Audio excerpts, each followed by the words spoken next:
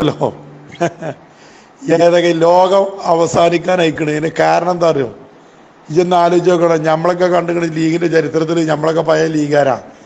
നമ്മളൊക്കെ നമ്മളെ നല്ലപ്പങ്കാലത്തൊക്കെ ലീഗായി നടക്കുന്ന നേരത്തിൽ നമ്മളെ തങ്ങന്മാര് ഉംറക്ക് പോണേ നമ്മൾ കണ്ടുകണ്, കൊല്ലം കൊല്ലം അജ്ജിന് പോണ് കണ്ടുകണ്, ഓരിങ്ങനെ വലർക്കണം. എൻ്റെ തങ്ങളെ ലീഗിൻ്റെ വാഷിംഗ് മെഷീനുള്ളിൽ തലൊടുങ്ങിയമാര് തങ്ങളുണ്ടല്ലോ നിങ്ങൾക്ക്. അയാൾക്ക് പണി എന്താ നിങ്ങൾ? അയാൾ ലോകകപ്പ് കാണാൻ വേണ്ടി റഷ്യക്ക് പോവുക, സെഡിമലും ബ്രസീലുമലും ലോകകപ്പ് പന്തളി കാണുക, ഗാലറിമ. ആ ഫോട്ടോ ഞാനും കണ്ടതല്ലേ. ഒരു ഉളുപ്പൂസറുണ്ട മയമത ലീഗാണ് നടക്കാം. അന്നെപ്പോലെ 5-6 തോളിയും പടപ്പിച്ച ഒരു 5-8 മൂര്യാളുണ്ടാവും ഇതിൽ. നിങ്ങൾക്ക് ലേശം തലച്ചോറുണ്ടോ? ഇതൊന്ന് ആലോചിച്ച് നോക്കാം. ഞങ്ങളൊക്കെ കണ്ടുകിற തങ്ങന്മാരതാ.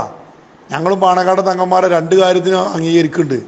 ഒന്ന് റമദാൻ മാസം കണ്ടുകിട പറഞ്ഞാൽ അത് ഞങ്ങൾ വിശ്വസിക്കും. പെരുന്നാൾ നാളെ ചെറിയ പെരുന്നാളാണ്, വലിയ പെരുന്നാളാണ് പറഞ്ഞാൽ വിശ്വസിക്കും. അല്ല ബഹാറല്ലി നിങ്ങളെ മാതിരി അൽസെട്ടാനൊന്നും ഞങ്ങൾ പോവല്ല. എല്ലാ കാര്യത്തിലും വരുന്ന അന്തസ്സായിട്ട് പറയണം. ഇതൊന്ന് ആലോചിച്ച് നോക്കാം. നാട്ടിലുള്ള മുർക്കാങ്കട മുഴുവൻ ഉദ്ഘാടനം ചെയ്യാൻ തങ്ങൾ, അയാളെ ദുബായിലെ ആശുപത്രി ഉദ്ഘാടനം ചെയ്യണത് ഫഹദ് ഫാസിലും. ഈ ജാതി ഉസുറുളുപ്പില്ലാത്ത ഒരു പാർട്ടിനെ നേതാവായാണ്ട് കോപ്പറേറ്റീവ് അർബൻ ബാങ്കിൻ്റെ പ്രസിഡന്റ് തിരഞ്ഞെടുക്കുന്നത് പാണക്കാട്ടിൽ നിന്ന്, സഹകരണ ബാങ്കിൻ്റെ പ്രസിഡന്റ് തിരഞ്ഞെടുക്കുന്നത് പാണക്കാട്ടിൽ നിന്ന്, സമസ്തൻ്റെ വൈസ് പ്രസിഡന്റ് ആയിക്കാണ്ട് സ്ത്രീകൾ പുറത്തിറങ്ങാൻ പാടില്ല, അത് പാൽസരകിലുക്കം കേട്ടാൽ വിചാരത്തിൻ്റെ കുറ്റാണ്, അതും ഈ തങ്ങൾ തന്നെ പറയണേ. അങ്ങേപ്പുറത്ത് നിന്നിട്ട് പറയാം ലീഗിൻ്റെ പ്രസിഡന്റായി കാണും മൂപ്പര്. കബർനീസാനും ഒരു കോഴിക്കോട് 2 മത്സരിക്കട്ടെ, KP മറിയുമ്പോൾ തിരൂര് മത്സരിക്കട്ടെ, NT പാത്തുമ്മ വരെ തിരുരങ്ങാടി മത്സരിക്കട്ടെ. ഇതും പറയണ ഈ ബോഡി തന്നെ. ഇത് 3ഉം പറയണത് ഒരു ബോഡിയാണ്. അരി ഭക്ഷണം കഴിക്കണം മൂര്യാളെ ലേശം തലച്ചോറുണ്ടെങ്കിൽ ഇത് പറയണത് ഒരു ബോഡിയാണെന്നുള്ളത് മനസ്സിലാക്കണം. അന്ന് ചെറുക്കുളം സാഹിബിനോട് ഉമർലി ശിഹാബ് തങ്ങൾ പറഞ്ഞ എന്താ, ഷഹാദത്ത് ജലി തിരിച്ചെണ്ണം എന്ന് പറഞ്ഞത്. അതായിരുന്നു അന്നത്തെ സെയ്തന്മാരുടെയൊക്കെ ആർജവം എന്ന് പറയുന്നത്. ആരാ നോക്കൂലായിരുന്നു, മതം പറയായിരുന്നു ഓലോലൊക്കെ. അതുകൊണ്ട് തന്നെ ആയിരുന്നു അന്നൊക്കെ അത്രത്തോളം ആ പാർട്ടിക്കും അതിനൊക്കെ കൂടുതൽ ജനങ്ങൾ ആ സെയ്തന്മാർക്കൊക്കെ അന്ന് അത്രയും ഇമ്പോർട്ടൻ്റ് കൊടുത്തതും അവരൊക്കെ ആ രീതിയിൽ കണ്ടതും അതുകൊണ്ടാണ്. അല്ലാതെ അവർ കണ്ണുമ്പേ ആ ഒരു വിഷയം കേൾക്കുക അങ്ങനത്തെ എന്തെങ്കിലും കാണുമ്പോൾ അത് അറിയാത്തമാര് നിൽക്കുന്ന ഒരു സാഹചര്യം ഒന്നും ഉണ്ടായില്ല. അന്നൊക്കെ ആ ദീനിൻ്റെ കാര്യത്തിൽ അന്നത്തെ പാണക്കാട് സീതന്മാർ ആ നിലപാട് കൃത്യമായി പറഞ്ഞിരുന്നു. ഇന്നത്തെ സയ്യിദന്മാരതിന് കേക്ക് മുറിച്ചാനും മുന്നിലാണ്, സെൽഫി എടുക്കാൻ മുന്നിലാണ്. ആ പെണ്ണുങ്ങൾ എന്താ കുഴപ്പമില്ല. നമ്മൾ ജനാധിപത്യ രാജ്യത്ത് സൗഹൃദം ഉണ്ടാക്കാൻ വന്നതല്ലേ.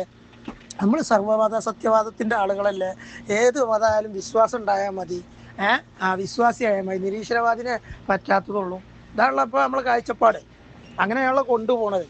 അതിന് TM മുസ്തഫൻ്റെ ബുക്കൊക്കെ പ്രകാശനം ചെയ്തൊത്ത മുനപരിചിതങ്ങൾ നമുക്കറിയില്ലേ.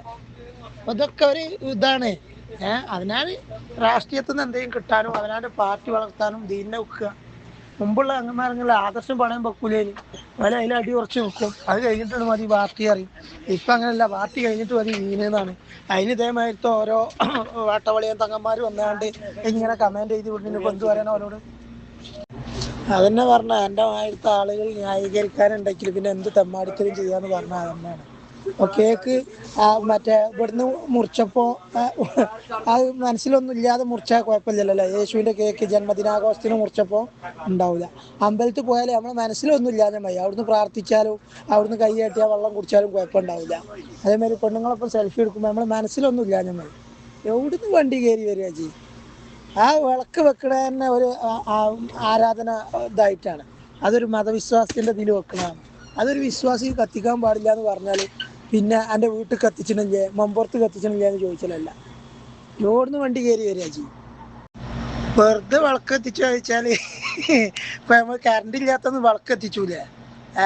അതിന് വല്ല കുഴപ്പമുണ്ടോ? കുഴപ്പമില്ല. വിളക്ക് എന്തിനാ കത്തിക്കണത് അവിടെ? അതെന്തിനാണ്? അതിനെക്കുറിച്ച് വല്ല ബോധമുണ്ടോ? അതൊരു ആരാധനയാണ്. ഒരു മതത്തിൻ്റെ ഒരു ആരാധനയാണത് വിളക്ക് കത്തിക്കുക എന്നുള്ളത്. അതിനാണ് അവിടെ വിളക്ക് കൊണ്ടുവന്ന് വെച്ചിട്ടുള്ളത്. പറയണോ ഞാൻ വിശ്വാസിയാണ്, വേറെ ആരെയും കത്തിച്ചോളി എന്ന് പറയണോ? അതാണ് ഒരു മുസ്ലിമായ വിശ്വാസിയായ ആൾ ചെയ്യേണ്ടത്. എന്തിൻ്റെ മുന്നിലും അവനാൻ്റെ ആദർശവും ദീനും നിലനിർത്താനുള്ള നട്ടല് വേണം. അതില്ലാതെ അതിനെ ന്യായീകരിക്കലല്ല, നാണവും മാനവും ഉസ്രവും പൊളില്ലാതെ. പിന്നെന്താ അറിയോ, ഇപ്പോഴത്തെ തങ്ങന്മാർക്കൊക്കെ പൈസ എങ്ങനെങ്കിലൊക്കെ ഉണ്ടാക്കിയാൽ മതി. എന്തൊക്കെ ദീന്. പക്ഷേ രാഷ്ട്രീയ പാർട്ടീനെ പൈസ കിട്ടണം, അതിനും വേണ്ടി എങ്ങനെയും വളച്ചു കൊടുക്കും. ഇപ്പോൾ കാന്തപുരം കൂട്ടരും സമസ്തിന്ന് പോയത് തന്നെ എന്തിനാണ്? പൈസ ഉണ്ടാക്കാനാണ്.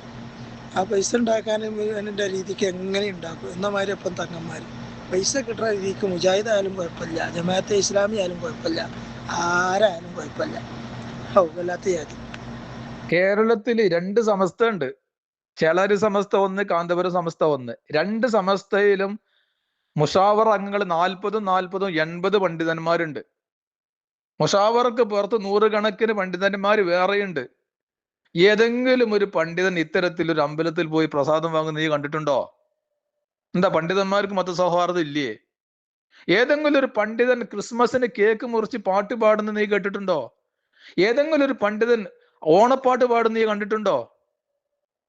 ഉണ്ടോ? ഏതെങ്കിലും ഒരു ഒരു ഒരു പണ്ഡിതൻ എന്താ പറയാ ബർത്ത്ഡേക്ക് സ്റ്റേജിൽ കയറിയിട്ട് പാട്ട് പാടുന്ന നീ കണ്ടിട്ടുണ്ടോ? അപ്പം മതപണ്ഡിതന്മാർക്കൊന്നും മതസൗഹാർദ്ദം ഇല്ലേ? ഈ പാണക്കാട്ടെ ഈ ലീഗിന്റെ നേതാവിന് മാത്രമേ മതസൗഹാർദ്ദം ഉള്ളൂ? എന്തോടെ വിവരദോഷം വിളിച്ചു പറയണത്? ഇതൊന്നും ഇസ്ലാമല്ല. ഇത് മനുഷ്യനെ കുഫറിലേക്ക് എത്തിക്കുന്ന പണിയാണ്. മനസ്സിലായ? അത് ആരായാലും, പാണക്കാട് തങ്ങളായാലും ആരായാലും, ഇതൊന്നും മതസൗഹാർദ്ദമല്ല. മതസൗഹാർദ്ദം എന്ന് പറഞ്ഞാൽ എന്താ? മറ്റു മതസ്ഥന് ബുദ്ധിമുട്ട് സഹായിക്കുക. അല്ലാതെ മുസ്ലിങ്ങൾ എല്ലാവരും കൂടി ഹിന്ദുക്കൾ ആചാരങ്ങൾ നടത്തുക, ഹിന്ദുക്കൾ മുസ്ലിങ്ങൾ ആചാരങ്ങൾ നടത്തുക, അതെല്ലാം മതസൗഹാർദ്ദം. മനസ്സിലായ? ലക്കും ദീനുക്കും വലിയ ദീൻ. അവൻക്ക് അവന്റെ മതം, എനിക്ക് എന്റെ മതം. അവൻ അവന്റെ മതങ്ങൾ ആചാരങ്ങൾ അവൻ നടത്തട്ടെ. ഇനി ഞാൻ എന്റെ മതങ്ങളും എന്റെ ആചാരവും ഞാൻ നടത്തട്ടെ. നേരെ പറയും അള്ളാന്റെ റസൂലിന്റെ വീട്ടിൽ ഒരു അയറായി വന്നപ്പോൾ അള്ളാന്റെ റസൂലിന്റെ കിടക്കപ്പായ അവനക്ക് കൊടുത്തിട്ട് ഈത്തപ്പഴ ഓലയിൽ കിടന്ന് രാവിലെ എണീച്ച പുറത്ത് ഈത്തപ്പഴത്തിന്റെ ഓലയുടെ അടയാളം ഉണ്ടായിരുന്നു പറഞ്ഞല്ലോ. അതാണ് മതസൗഹാർദ്ദം.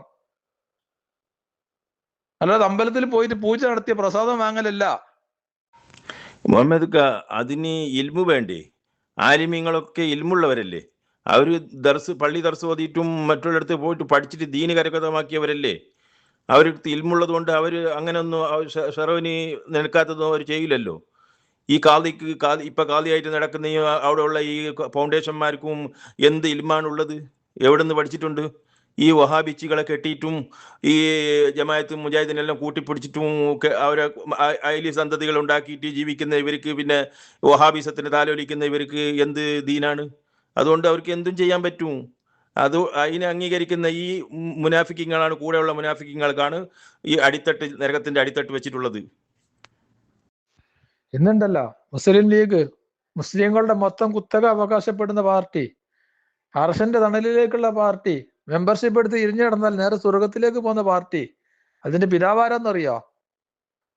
മുഹമ്മദ് അലി ജിന്ന. ആരാ മുഹമ്മദ് അലി ജിന്ന?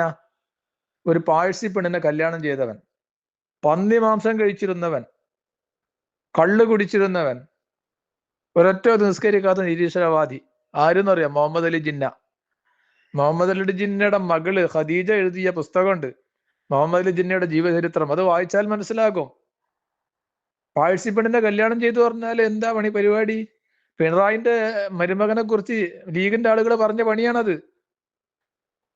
കല്ലായി അബ്ദുറഹ്മാൻ പറഞ്ഞില്ലേ പിണറായി വിജയന്റെ മകന്റെ പരിപാടി ഇന്നതാണെന്ന്? ആ പണിയാണ് പാഴ്സി പെണ്ണ് കല്യാണം ചെയ്താല്. ആരാ? മുസ്ലിം ലീഗിന്റെ പിതാവ്. ഇപ്പൊ നിങ്ങളുണ്ട് പറഞ്ഞു നോക്കിയ പടച്ചോനെ, മുസ്ലിം ലീഗ് എന്ന് പറഞ്ഞാൽ അത് മുസ്ലിങ്ങളുടെ ആത്മീയ പാർട്ടിയാണ്, സ്വർഗത്തിക്കുള്ള പാർട്ടിയാണ് മക്കളെ, കുത്തിക്കോളി എന്ന് പറയണ്ടല്ലോ. അതിന്റെ പിതാവ് ചെയ്ത പരിപാടിയാണത്. മുഹമ്മദ് അലി ജിന്ന ഒരൊറ്റ നിസ്കരിച്ചാത്ത ആളായിരുന്നു, കള്ളു കുടിക്കുന്ന ആളായിരുന്നു, പന്നി മാംസം കഴിച്ചിരുന്ന ആളായിരുന്നു. മുഹമ്മദ് അലി ജിന്ന മുസ്ലിം ലീഗിന്റെ പിതാവ്, ഉണ്ടാക്കിയ ആള്. മനസ്സിലായ? നിങ്ങൾ ആരോടാണ് ഈ കളിയൊക്കെ പറയണത്?